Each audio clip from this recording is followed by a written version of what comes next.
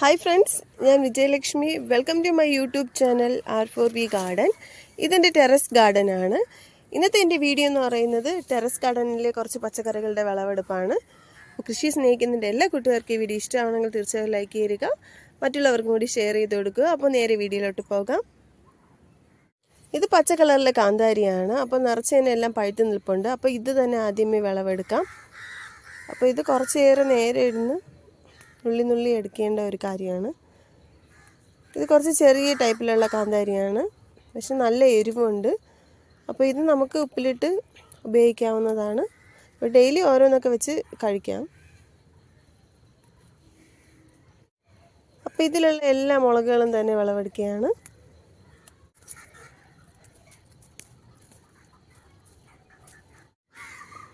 അപ്പോൾ ഇത്രയും കാന്താരിയൊക്കെ തന്നെ വിളവെടുത്തിട്ടുണ്ട്.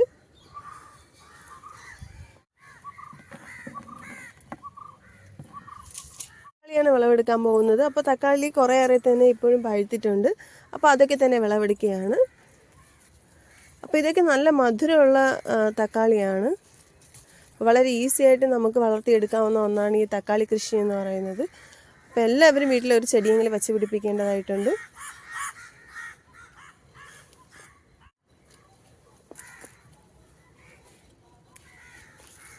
നമുക്ക് ആവശ്യത്തിനുള്ളത് നമ്മൾ അപ്പോഴപ്പോഴായിട്ട് ചെടിയിൽ നിന്ന് പറിച്ചെടുത്താൽ മതി. അപ്പോൾ ഇതെല്ലാം തന്നെ ഞാൻ പറിച്ചെടുക്കുകയാണ്. കാരണം കുറച്ച് നിറമെന്ന് വെച്ച് കഴിയുമ്പോൾ കിളികളൊക്കെ വന്ന് കൊത്തുന്നതാണ്. അപ്പോൾ ഈ ചെടിയിലും തക്കാളികളൊക്കെ തന്നെ പഴുത്തിട്ടുണ്ട്.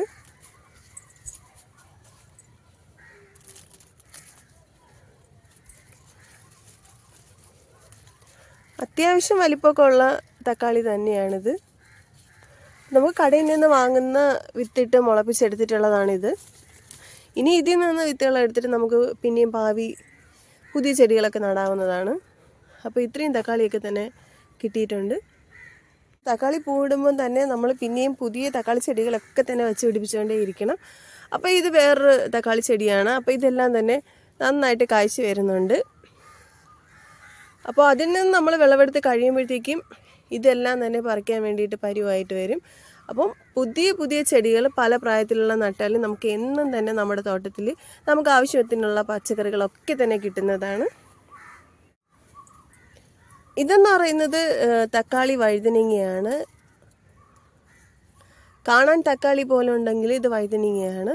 അപ്പോൾ ഇതും അധികം കീടശല്യമൊന്നും ഇല്ലാണ്ട് നമുക്ക് ഈസി ആയിട്ട് വീട്ടിൽ വളർത്തിയെടുക്കാൻ പറ്റുന്ന ഒന്നാണ്. ഇത് ചെറുതായിരിക്കുമ്പോൾ തന്നെ നമുക്ക് വിളവ് കിട്ടുന്ന ഒന്നാണ്. അപ്പോൾ നല്ല വൈറ്റ് കളറിലുള്ള ഇതാണ്. അപ്പോൾ ഈ സൈഡിലെ ഗാർഡനിലും നിറച്ച് തന്നെ തക്കാളികളൊക്കെ തന്നെ കായ്ച്ച് നിൽപ്പുണ്ട്. നല്ല വലിപ്പമൊക്കെ വെച്ചിട്ടുണ്ട്. അപ്പോൾ ഇതിൻ്റെ ചുവട്ടിൽ ഞാൻ പൊതയിലൊക്കെ തന്നെ ഇട്ട് കൊടുത്തിട്ടുണ്ട്. അപ്പം നിറച്ച് തന്നെ ഇത് കായ്ച്ച് വരുന്നുണ്ട്. അപ്പോൾ ഇതിലുള്ള തക്കാളി വഴുതനങ്ങയെ നമുക്ക് വിളവെടുക്കാവുന്നതാണ്. അപ്പോൾ ഇത് കളറ് മാറുന്നതിന് മുന്നേ നമ്മൾ എടുക്കണം. ഇതൊന്ന് വലുതും ഒന്ന് ചെറുതുമാണ്. അപ്പോൾ മൊത്തം 3 തക്കാളി വഴുതനങ്ങ വിളവെടുത്തിട്ടുണ്ട്.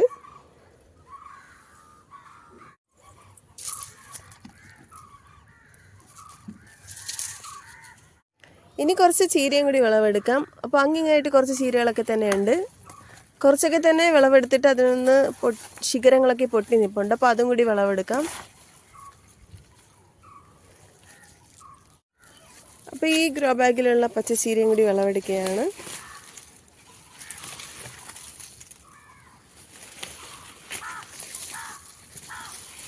ഇതൊക്കെ നേരത്തെ വിളവെടുത്തിട്ടുള്ള ചീരയുടെ തണ്ടാണ്.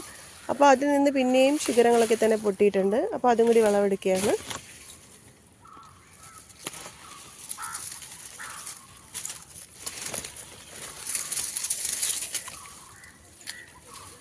ഇവിടെയും കൂടി ഒരു ചീരയുണ്ട്, അതും കൂടി വിളവെടുക്കുകയാണ്.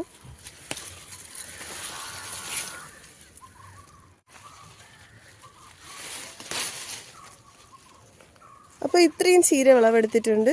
അപ്പോൾ ആവശ്യത്തിനുള്ള നമുക്ക് അപ്പോഴപ്പോഴായിട്ട് പറിച്ചെടുത്താൽ മതി.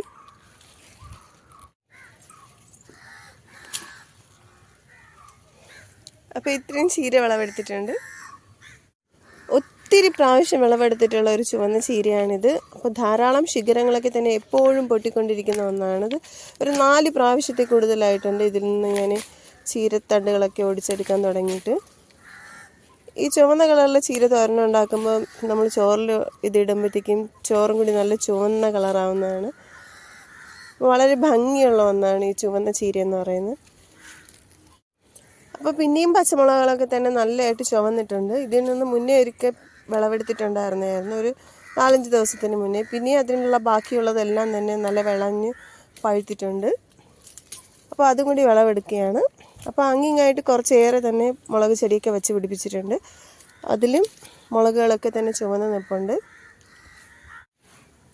അപ്പോൾ ഈ ചെടിയിലെ മുളകും എല്ലാം തന്നെ പഴുത്തിട്ടുണ്ട്. ഇത് കുറച്ച് സ്ലിം ആയിട്ടുള്ള നീളത്തിനുള്ള മുളകാണ്.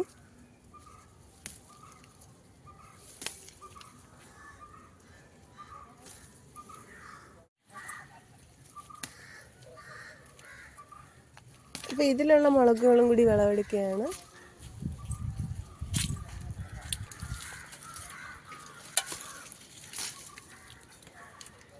അപ്പോൾ ഇത്രയും ചുവന്ന മുളകുകളൊക്കെ തന്നെ പറിച്ചെടുത്തിട്ടുണ്ട്.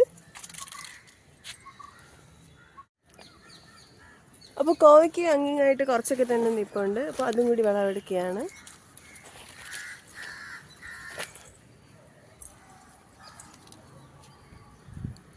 അപ്പോൾ ഓരോ ഇലയ്ക്ക് ഓരോ കായ് എന്നുള്ള രീതിയിലാണ് ഈ കോവയ്ക്കൊക്കെ തന്നെ ഉണ്ടാകുന്നത്.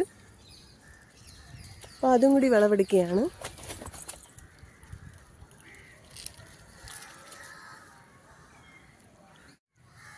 അപ്പോൾ ഇത്രയും കോവയ്ക്ക് വിളവെടുത്തിട്ടുണ്ട്. അപ്പോൾ ഇതൊരു ഗ്രോ ബാഗിലെ പുതിന ചെടിയാണ്. നല്ല ഹെൽത്തി ആയിട്ടുള്ള ഇലകളൊക്കെ തന്നെയാണിത്. വളരെ ഭംഗിയായിട്ടുണ്ട്. അപ്പോൾ കുറച്ച് ഇതേപോലെ ചെറിയ ചട്ടികളിലൊക്കെ തന്നെ വെച്ചിട്ടുണ്ട്. നമ്മൾ ഈ പുതിന ചെടി തൊടുമ്പോഴത്തേക്കും നമ്മുടെ കൈയും അതുപോലെ നല്ല മണമാണ്. വളരെ എളുപ്പത്തിൽ വെച്ച് പിടിപ്പിക്കാൻ സാധിക്കുന്നതാണ് ഈ പുതിന എന്ന് പറയുന്നത്. അപ്പോൾ ഇന്നത്തെ എൻ്റെ വിളവെടുപ്പ് ഇത്രയാണ്. പച്ചച്ചീര, ചുവന്ന ചീര, പിന്നെ തക്കാളികൾ, കോവയ്ക്ക, തക്കാളി വഴുതനങ്ങ, കുറച്ച് കാന്താരി മുളക്, പിന്നെ ചുവന്ന മുളക്. കൃഷിയെ സ്നേഹിക്കുന്നതിൻ്റെ എല്ലാ കുട്ടികൾക്കും ഈ വീഡിയോ ഇഷ്ടമായിട്ടുണ്ടെങ്കിൽ തീർച്ചയായും ലൈക്ക് ചെയ്യുക, ഷെയർ ചെയ്യുക, സബ്സ്ക്രൈബ് ചെയ്യുക, കമൻറ്റ് ചെയ്യുക. അപ്പോൾ പുതിയൊരു വീഡിയോയുമായി വീണ്ടും കാണാം. താങ്ക്